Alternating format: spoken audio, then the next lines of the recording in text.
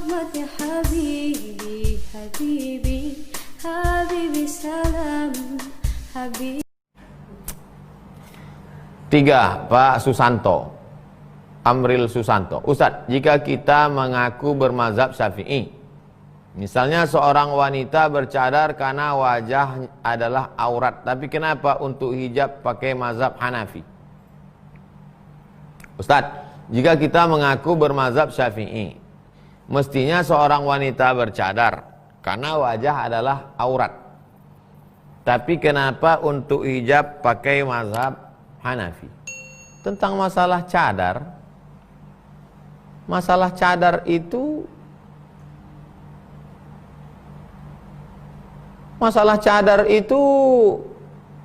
ulama tidak pindah mazhab. Orang bercadar tidak pindah mazhab. Bercadar itu karena mazhab Hanafi, tidak. Nah, jadi tentang masalah bercadar itu ada pendapat dalam mazhab Syafi'i, ada pendapat dalam mazhab Maliki, ada pendapat dalam mazhab Hanafi. Karena ada hadis.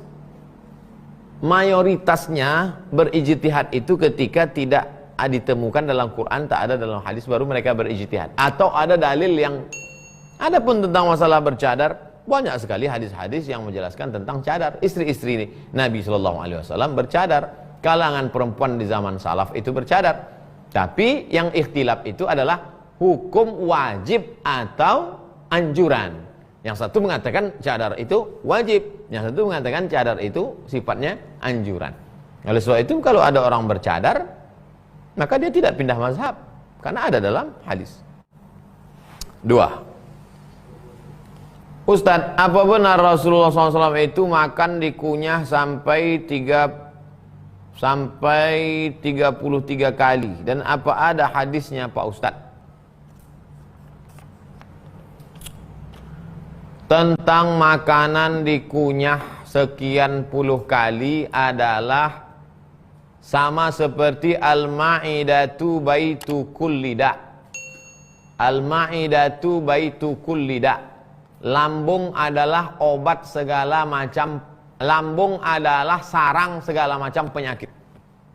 Lalu kemudian sekarang kita tonton TV.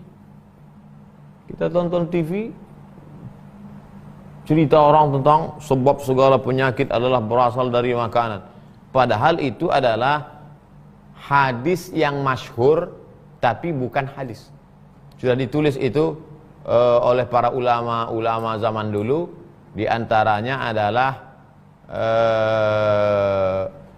kalimat-kalimat populer di kalangan ahli hikmah atau para pakar kesehatan. Saking populernya dinisbatkan kepada Nabi, padahal bukan hadis Nabi. Tapi kalimat itu baik. Tentang masalah mengunyah banyak-banyak. Mengunyah banyak-banyak itu baik. Apa manfaat banyak-banyak mengunyah? Bukan maksudnya sering-sering makan, bukan itu maksudnya. Kalau kita makan itu, dikunyah dia sampai halus, gunanya apa? Yang pertama untuk meringankan beban usus. Bagus lagi kalau di blender dulu. Masukkan semua. Nah, jadi yang pertama adalah untuk meringankan beban usus. Karena kalau kasar-kasar dia masuk, beban usus ini berat. Yang kedua, kalau orang mengunyahnya banyak, itu sugesti bagi dia sudah kenyang. Orang kalau ngunyahnya banyak, orang kalau mau diet, salah satunya caranya adalah mengunyah banyak-banyak supaya tersugesti bahwa dia sudah kenyang. Nah, jadi orang sekarang kadang enggak, masuk kiri kanan gol. Kadang tak main kunyah.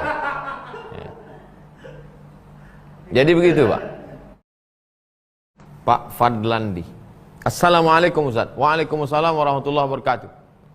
Apa hukum mengambil barang yang telah diwakafkan untuk masjid karena di masjid barangnya tidak digunakan lagi?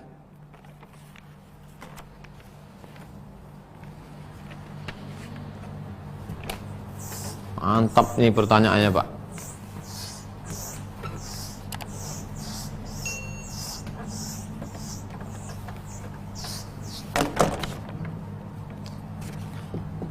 Al-aidu ila hibatihi kal kalbil ladzi ya'udu ila qai'ihi Al-aidu, orang yang mengambil kembali, ilahi batihi, pemberiannya, wakafnya, sedekahnya, kal kalbi, seperti anjing, alladzi ya'udu ila qai'ihi, yang menjilat muntahnya kembali. Kaidah usul fikih, kalau dalam ayat ataupun hadis terdapat ancaman yang keras, maka menunjukkan perbuatan itu haram.